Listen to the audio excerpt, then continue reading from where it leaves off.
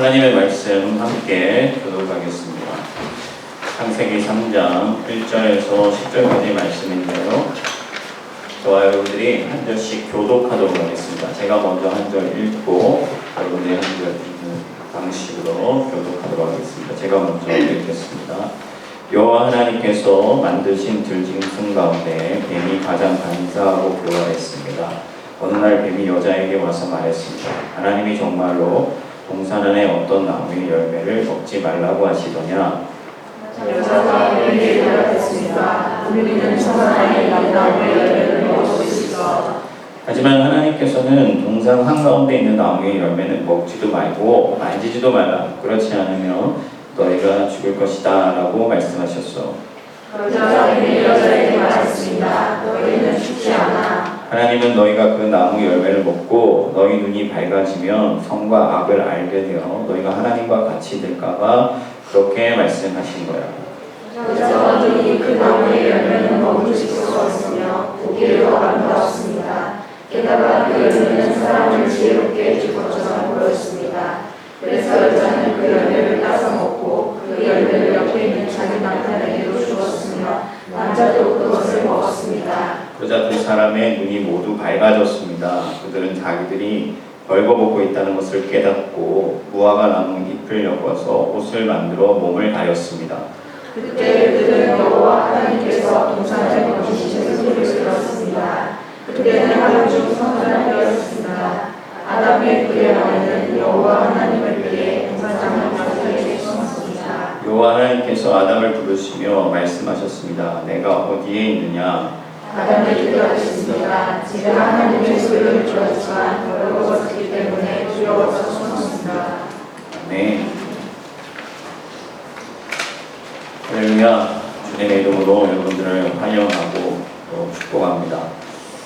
부산에 제가 사역할 때 어떤 목사님에게 전해 들은 이야기이긴 한데 어느 대형 교회 목사님이 그 교회의 부목사님들을 불러 모아놓고 말씀하시기를 앞으로 우리 교회에서는 어떤 설교자든지 어떤 목사든지 간에 죄에 대해서 얘기하지 말아라.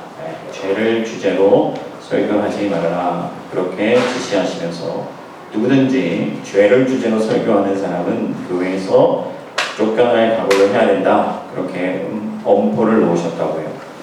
이유가 뭐냐면은 이제 성도님들의 일주일간의 삶이 너무 각박하고 힘들고 지친 일들이 많은데 우울할 일들이 많은데 교회에서까지 죄를 얘기하면 마음이 무겁지 않느냐.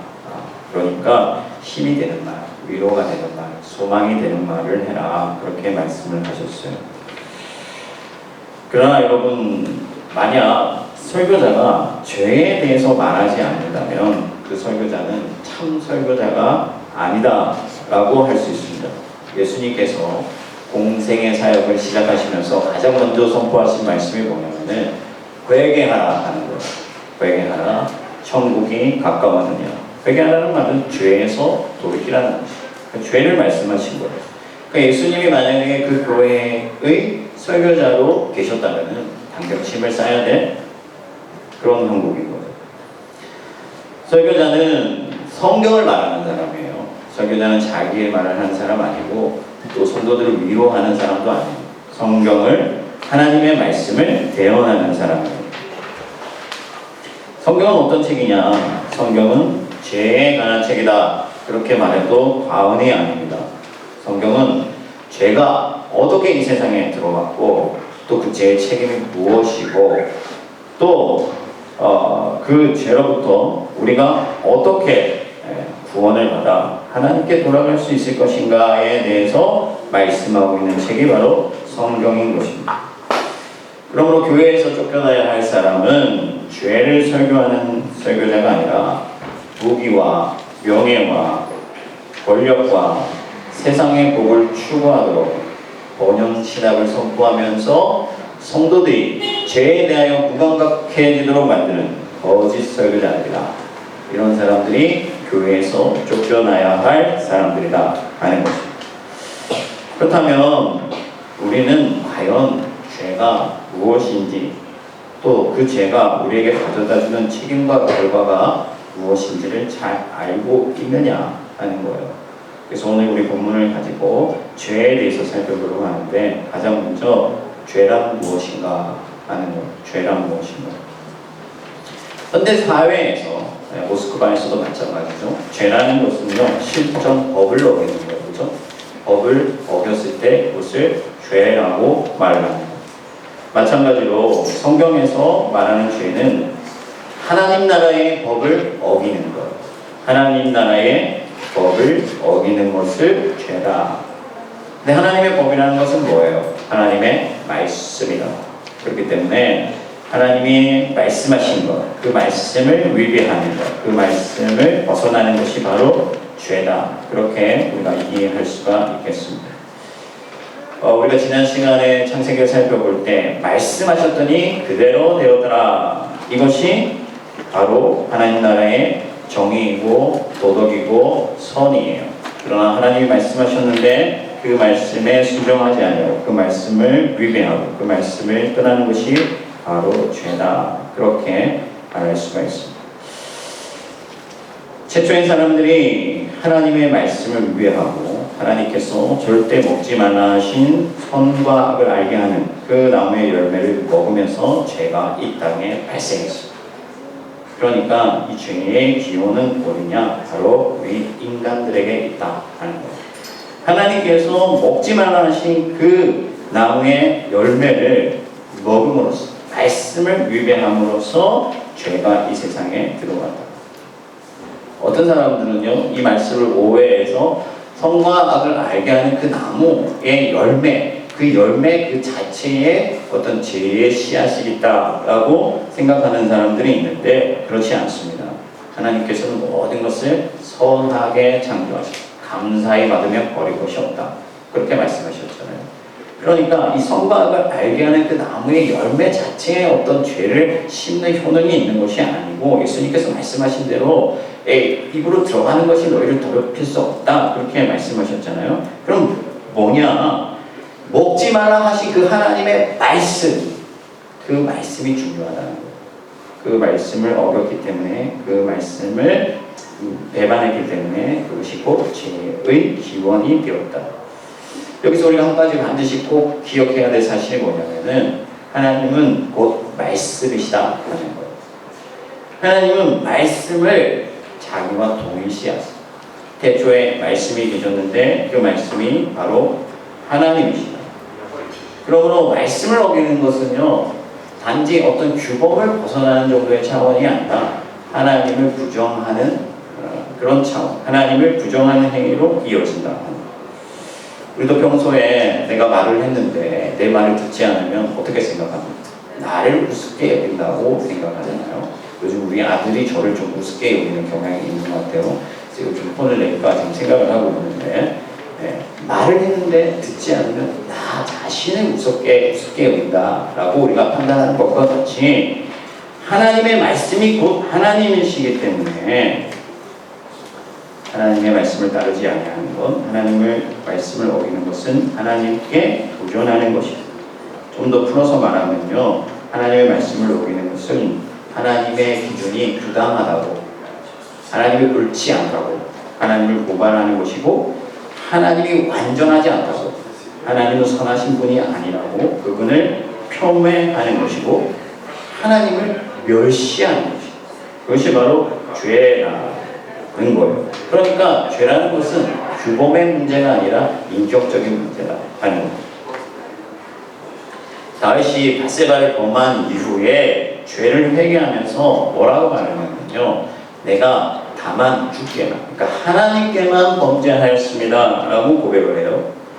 그러니까 우리가 이 말씀을 오해하면 다윗이 마치 그 영화 미량에서처럼 인간에게 범죄한 것, 그러니까 우리아에게 미안한 마음은 없고 하나님께만 내가 죄를 범했다라는 그런 편협한 신앙을 가진 것이 아니냐, 우리가 오해할 수 있는데, 다윗이 지금 그 얘기를 하는 것이 아니라 다윗이 간음을 한 이 행위가 하나님을 미워하고 하나님을 적대하고 하나님을 배반한 것이다 라는 것을 고백하는 겁니다.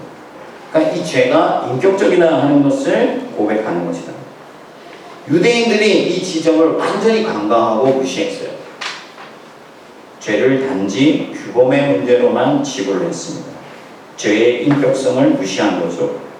그래서 그들은 어디까지가 죄인가 하는 것을 규정하고 그 규정 안에서 안전하게 하나님의 시선을 피해서 살려고 했어요.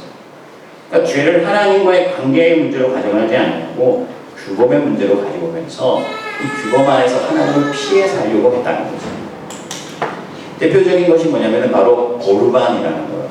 여러분 고르반이라는 거 아시죠? 이 유대인들이 하나님께서는 내 부모를 공경하라 그렇게 말씀하셨잖아요. 그래서 부모를 봉양해야 될 책임이 있는데 이 유대인들이 그걸 하기 싫으니까 자기의 그 땅 소유를 고르반이다 이렇게 해서 이건 하나님께 드려진 거다 하고 나서 그 부모를 봉양하는 책임에서 벗어나고 대신에 그 땅을 언제 드릴지는 기한을 정하지 않음으로써 그 땅에서 솟아는 자기의 소유로 계속해서 챙기는, 그러니까 눈 가리고 아웅하는 식의 죄를 저질렀다는 거예요.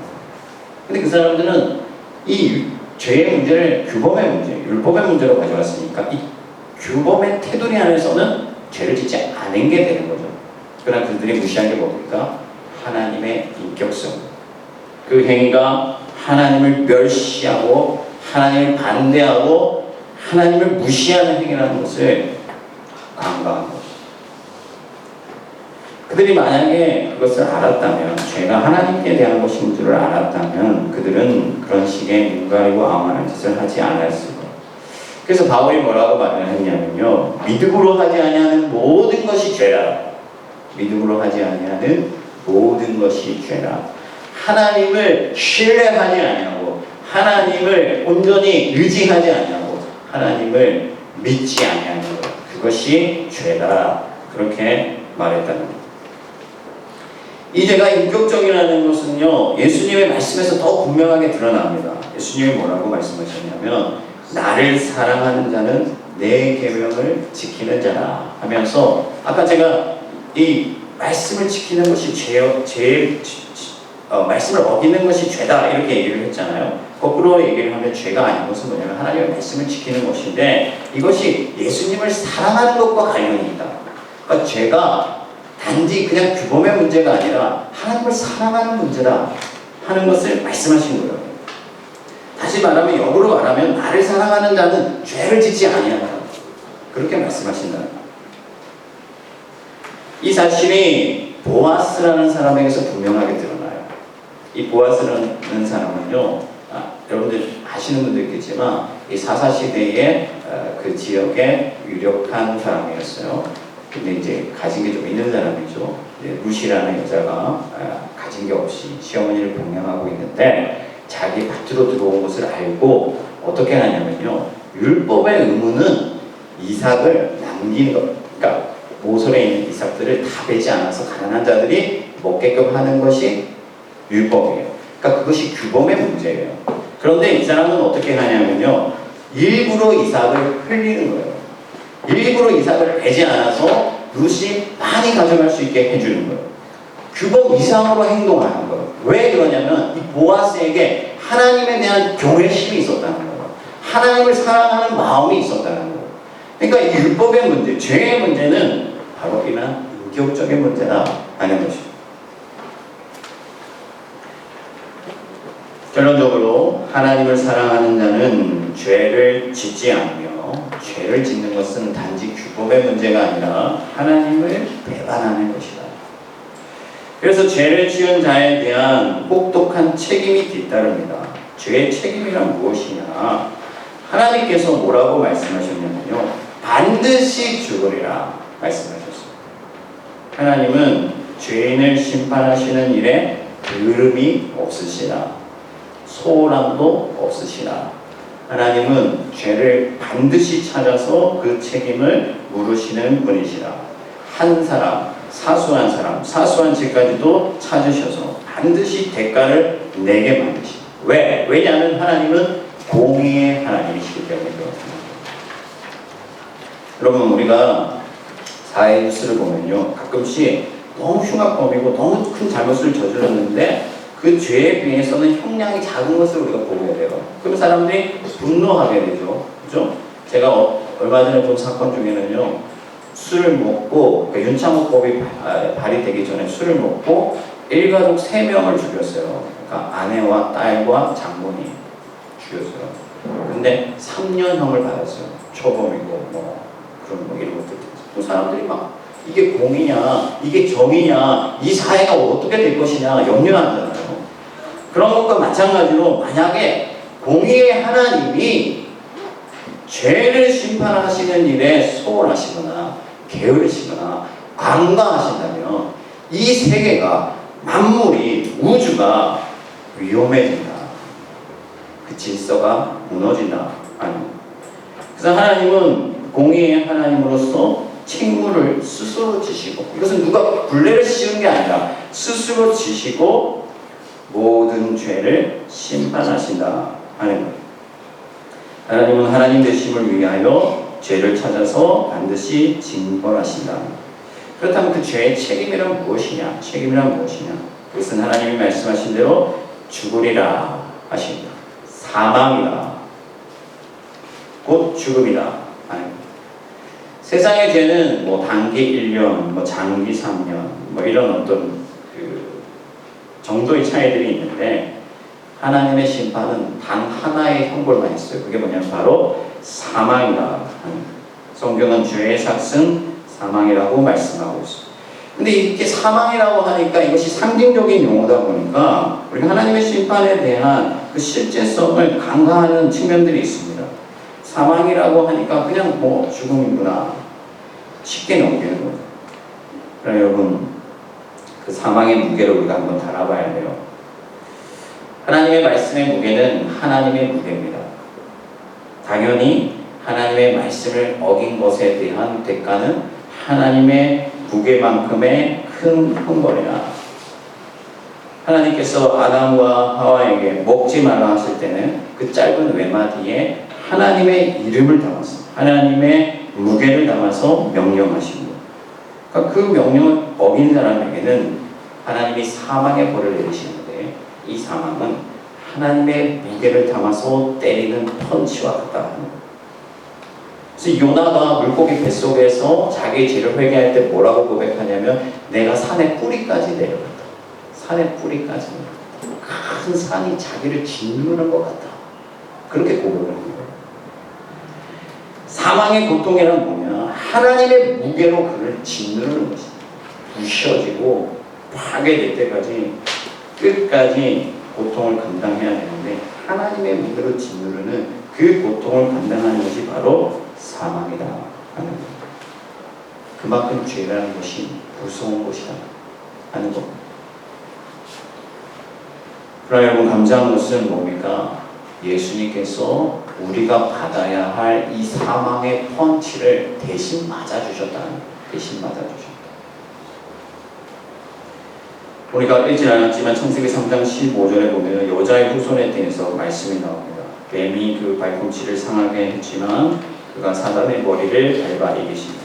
예수께서 우리 때문에 고통당하셨지만 그 고난을 잠시 지셨지만 그로 인하여 우리 모두가 구원을 받는다라는 말씀.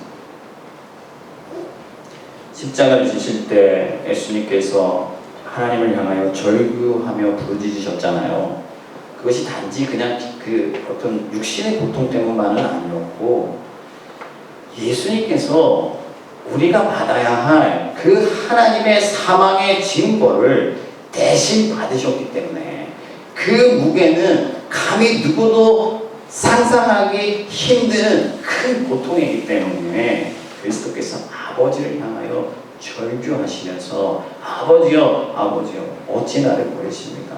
하고 부르짖으셨다 하는 겁니다.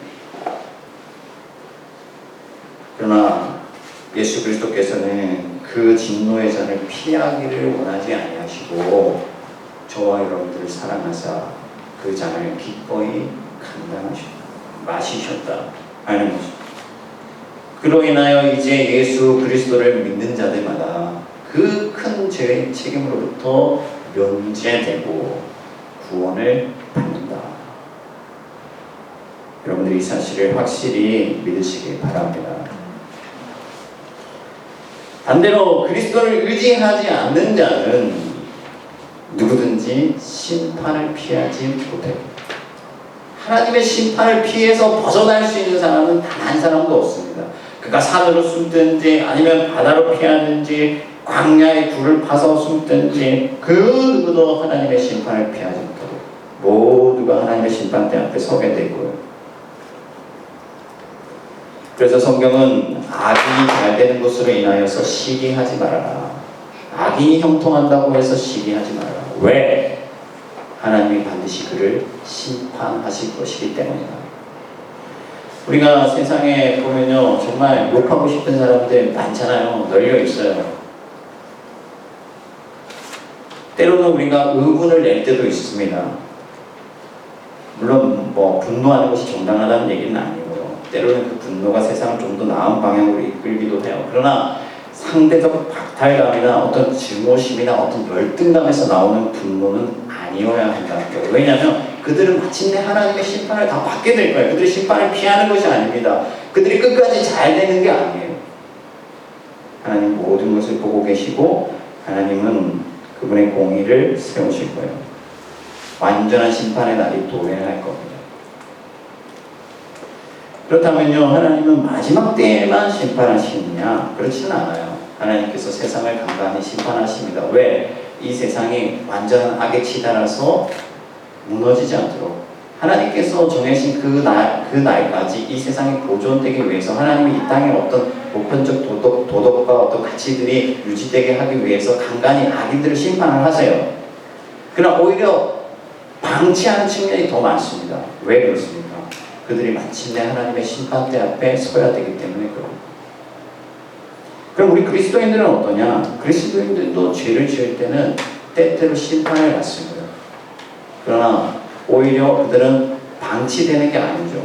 심판을 받는다는 건 뭐예요?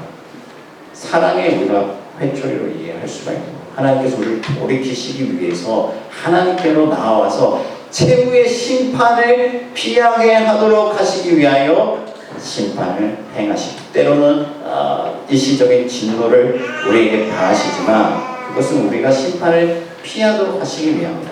그러니까 세상 사람들이 심판을 받는 것은요, 그것도 우리를 위한 거예요. 결국에 이 세상이 하나님의 때까지 온전히 유지될 수 있도록 심판하시는 것이고 나머지 사람들은 오히려 방치하는 측면이 많아요. 마지막 심판대 앞에 세우시기 위해.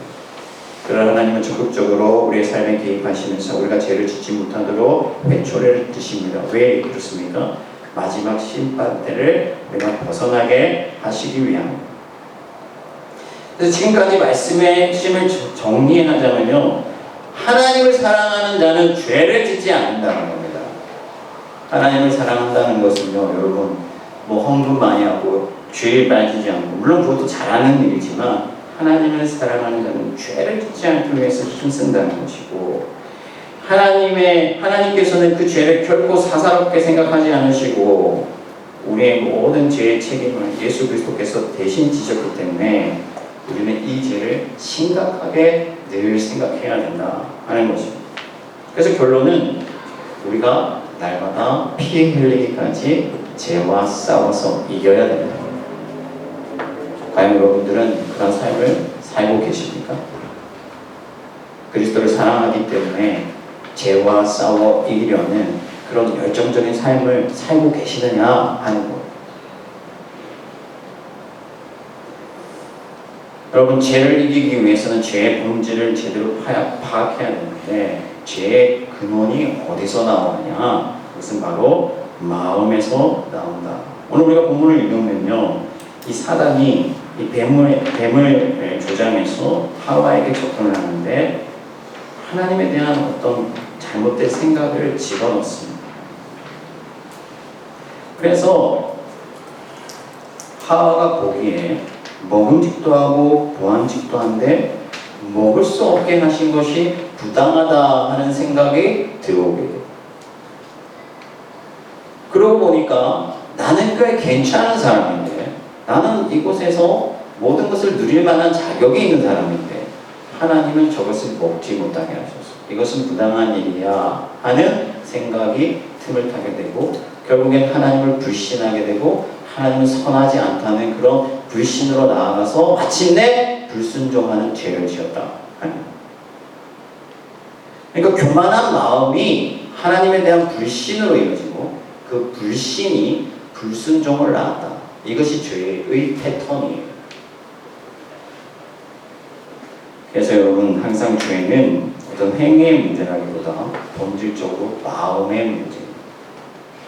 예수님께서는 사람의 입으로 들어가는 것이 너희를 더럽히는 것이 아니라 사람의 마음에서 나오는 것, 곧 악한 생각, 음란과 도둑질, 살인과 간행과 탐욕과 악독과 속임과 음탕과 질투와 비방과 교만과 우매함이니 이 모든 것이 다 너희 속에서 나와서 너희를 더럽히느니라.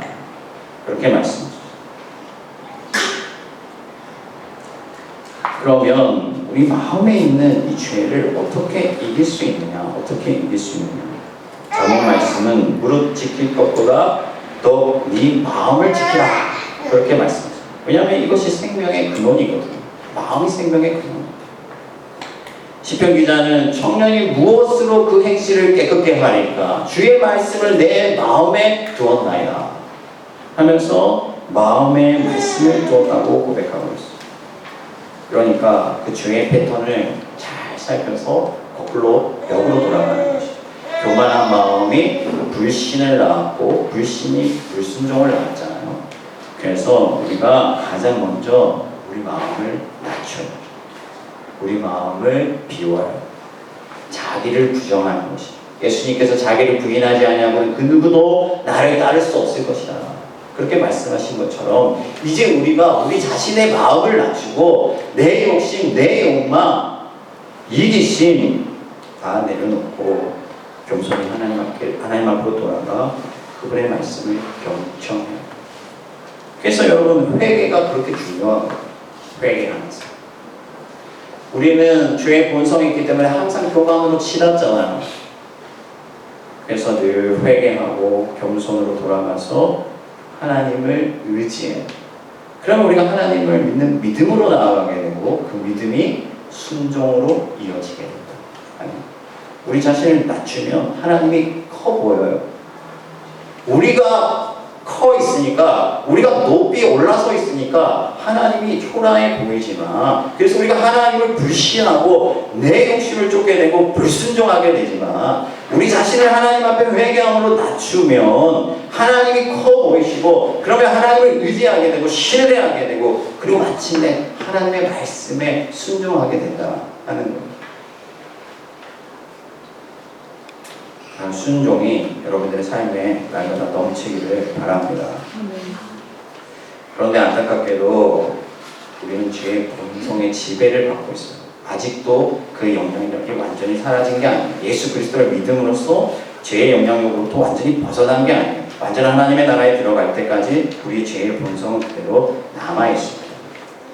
그래서 이 죄의 결과, 죄가 우리에게 어떤 영향을 미쳤고 우리는 어떻게 변화되었는가, 어떻게 타락했는가 하는 것을 살피는 것이 우리의 죄를 이길 수 있는 아주 중요한 어떤 그 요소가 돼요.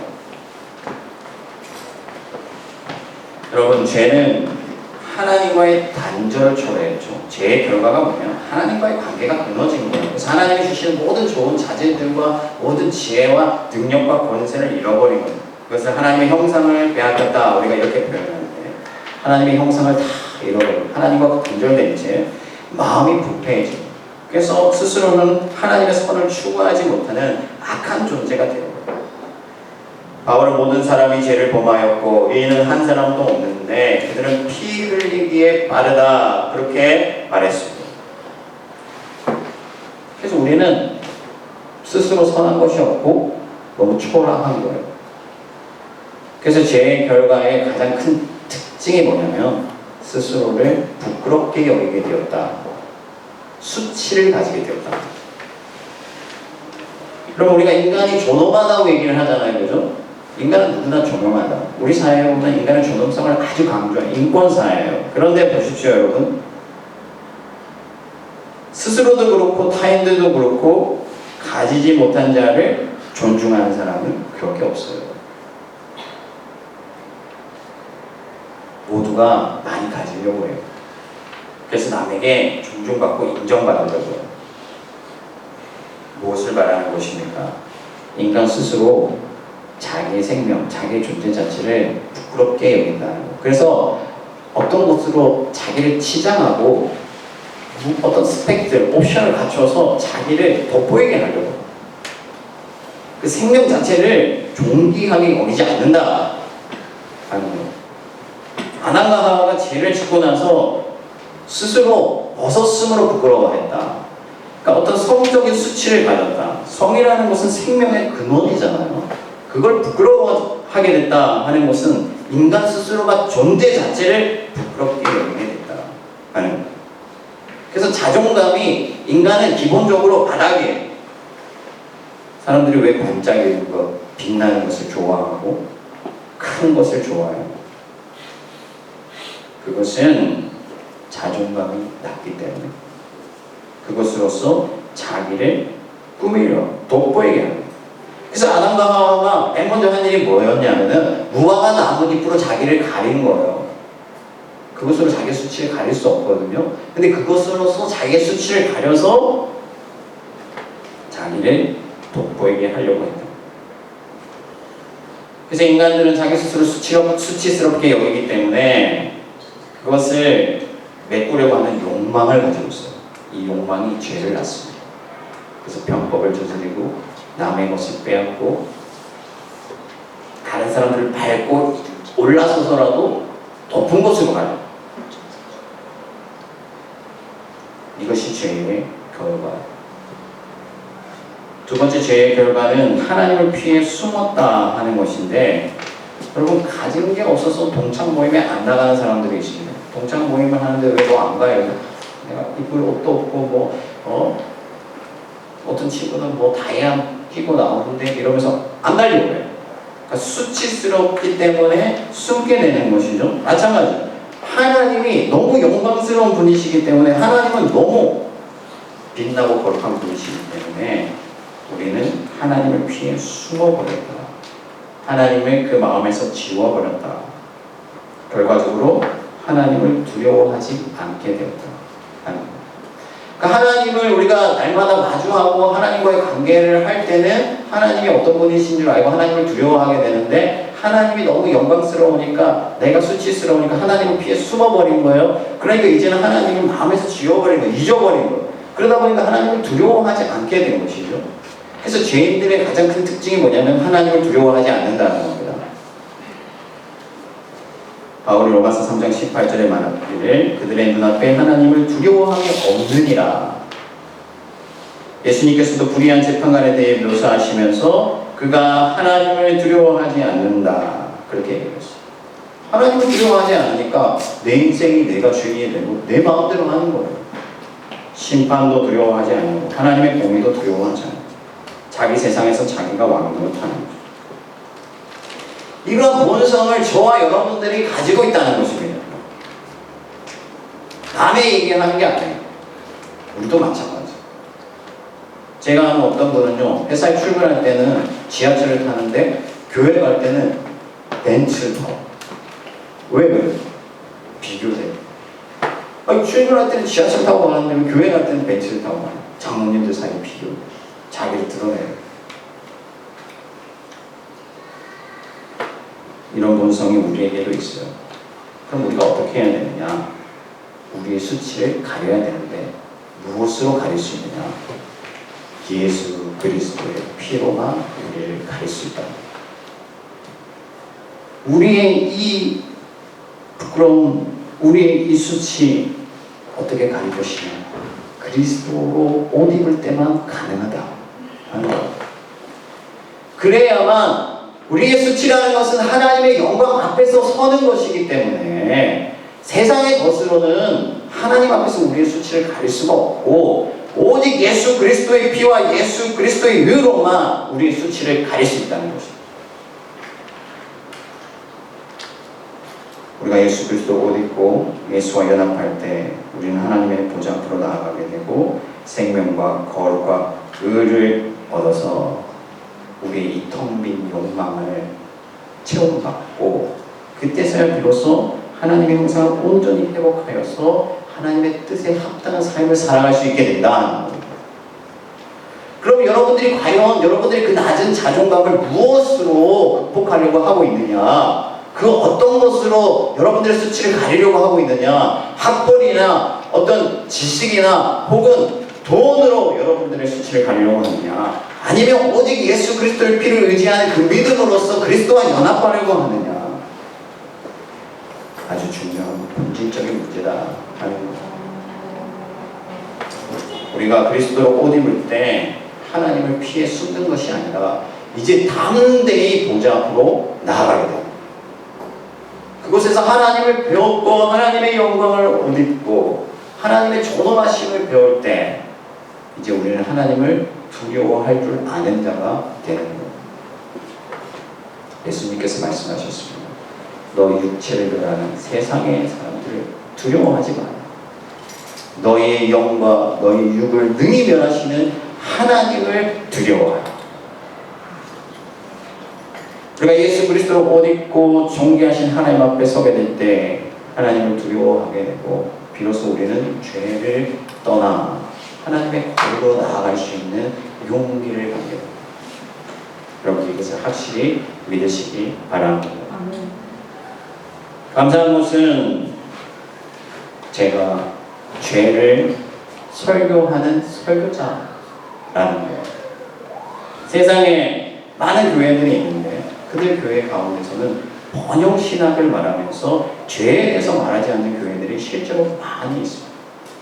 그러나 여러분 죄는 우리가 반드시 직면해야 할 문제, 더럽다고 피할 문제가 아니라는 거예요. 이미 우리 안에 있는 문제. 이것을 해결하지 못하면 우리는 구원을 얻을 수가 없어요. 말씀을 정리하겠습니다.